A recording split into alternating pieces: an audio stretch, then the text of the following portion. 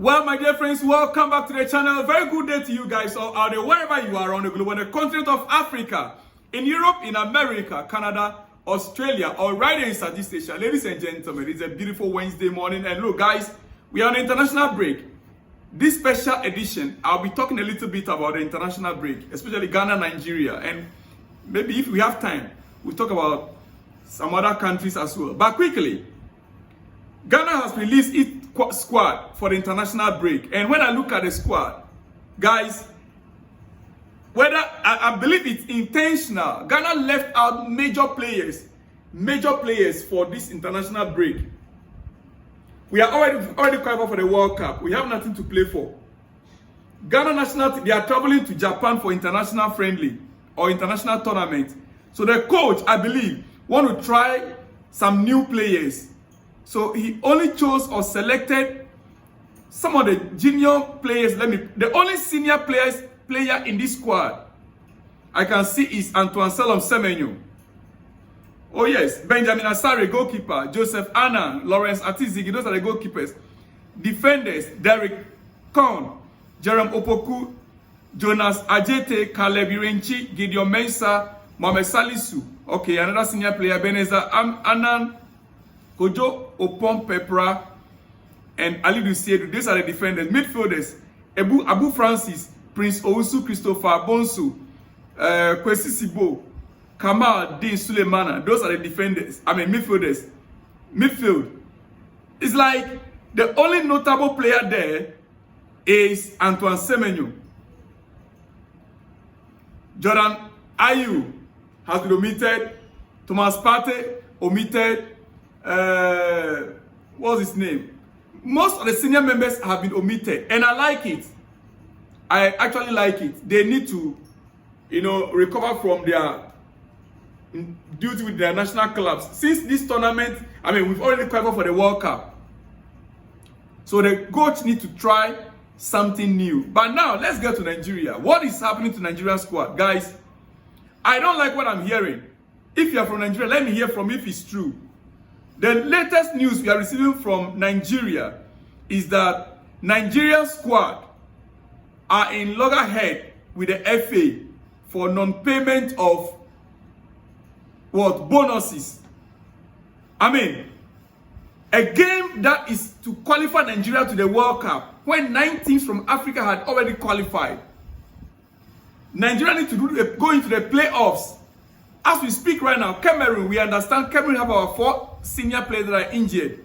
Means that there's clear opportunity for Nigeria to qualify from the playoffs and go to the Intercontinental and get to the World Cup. Now, what we are hearing as at last night, guys, if you are in Nigeria, please let me hear from you in the comment section that the Nigerian players are in loggerhead with the FA, refusing to train for non-payment of what? Non-payment of bonuses, winning bonuses. Really? Non-payment of bonuses. If, as a matter of fact, it happens a lot on the African continent, but I would have expected our players, Super Eagles players, also to be considerate. This is not the time to be talking about the winning bonus. Go in first and get a job done for Nigeria. Go in and get a job done first. Forget about the ones you played. This is much more important than all of you are on big salaries in your European clubs. All of you are on big wages in your various clubs in Europe. How much will Nigerian FA pay you guys that World Cup 2026 playoffs, Super Eagle players and officials boycott training over unpaid bonuses?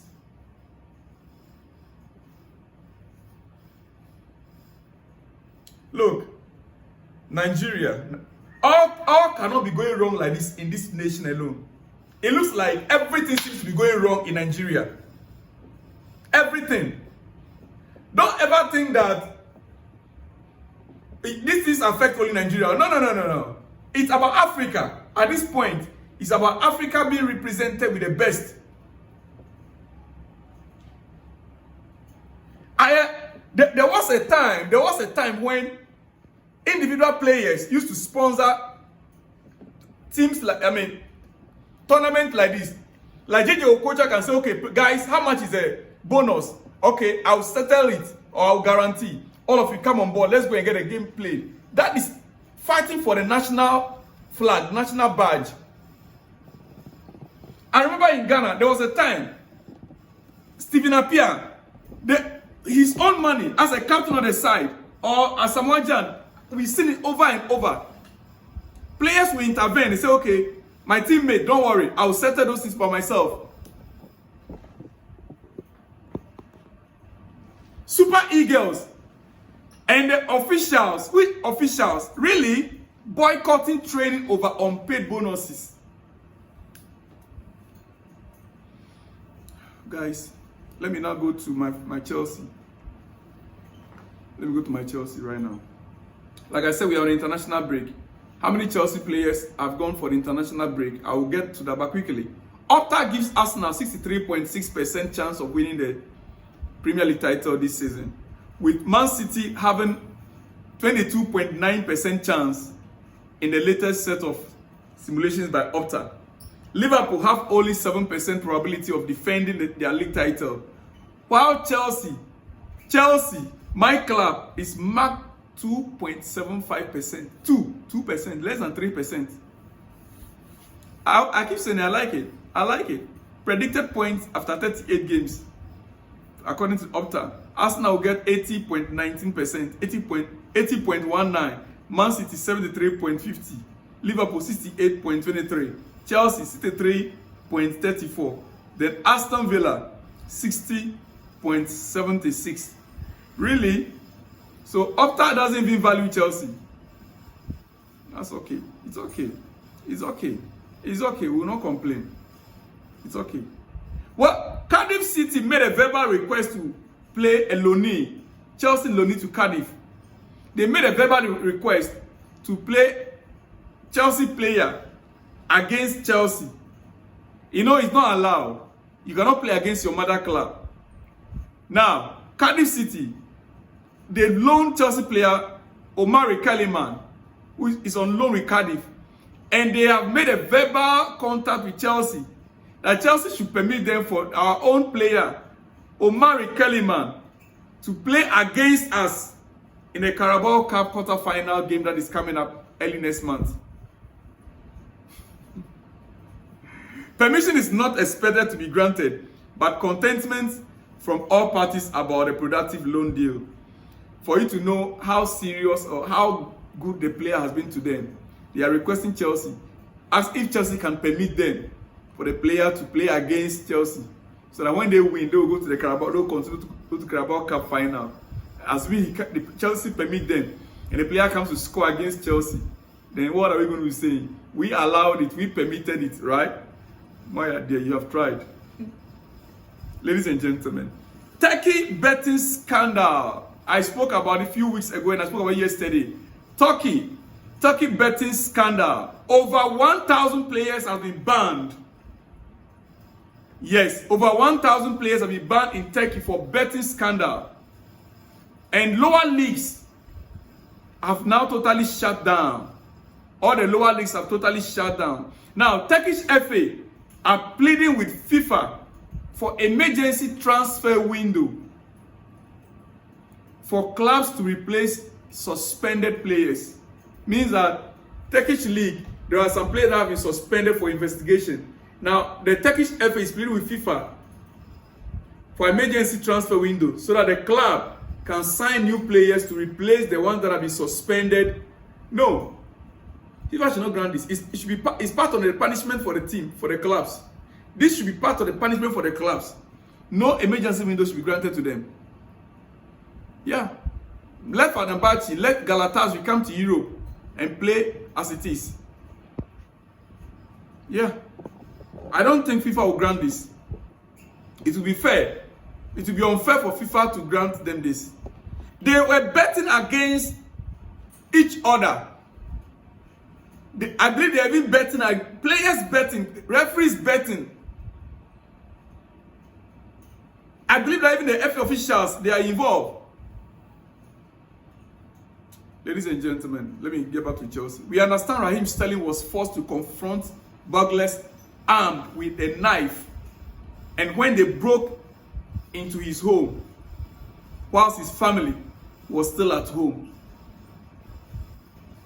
Yes, robbers broke into Raheem Sterling's home whilst he was in the house with his family. He heard the masked gang get in upstairs while he was waiting to watch Chelsea versus Wolves game on Saturday night. Acting on pure instinct, Sterling made sure his partner, Pejmelian, and children, Thiago, 8, and Ty Cruz, who is 6, were saved before going upstairs to confront the gang. He was able to confront them in the property, and they made off without taking anything. That is a real man standing up for his family. That is a real man. Raheem Sterling being a real man standing up for his family. Ladies and gentlemen, that is a real man. I just thank God that they were not with any dangerous weapon, like a gun or something. That he was able to confront them and they had to flee for their lives. That is great to hear. Well, have you heard the news? Oh, you have not yet. Zidane is coming back to management. Zidane, when asked about coaching a new team, this is his answer. It will happen soon, very soon. Where do you see Zidane going? Where do you think Zidane will be going? At Real Madrid, they are occupied with Alonso. Bayern Munich, they have Vincent Kompany. They are not ready to let go Vincent Kompany yet. Chelsea have Maresca. Man City, Pep Guardiola. Or Pep is going to step down at the end of this year. It's very likely Pep will step down at the end of this season. So it's very, very likely Man City next. I see Zidane going to Man City. Or Juventus. Zidane. Either Man City. If he says very, very soon, Juventus currently, they are the one that they've been struggling a lot with. It could be either Juventus, or if end of the season, then it's going to be Man City. Ladies and gentlemen, now, can you imagine Man City without Haaland for 3 weeks, 4 weeks?